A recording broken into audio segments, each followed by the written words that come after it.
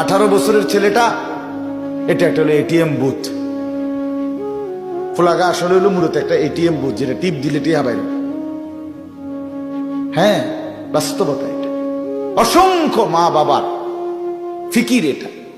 ছেলেটা উপযুক্ত হয়েছে, এখন জিজ্ঞাসা করতেছে হয় বিদেশ যান, নাহলে দেশে থাকো, কামাই কর, টাকা দরকার। তোমার নামাজ, তোমার ইমান, তোমার আমল, তোমার আখেরাত, তোমার চেহারা, তোমার সুরত, চাল চলন। 18 বছরের ছেলেটা, এটা একটা হলো এটিএম বুথ।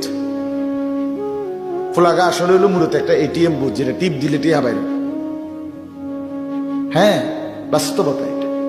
অসংখ্য মা বাবার ফিকির এটা। ছেলেটা উপযুক্ত হয়েছে, এখন জিজ্ঞাসা করতেছে হয় বিদেশ যান, নাহলে দেশে থাকো, কামাই কর, টাকা দরকার।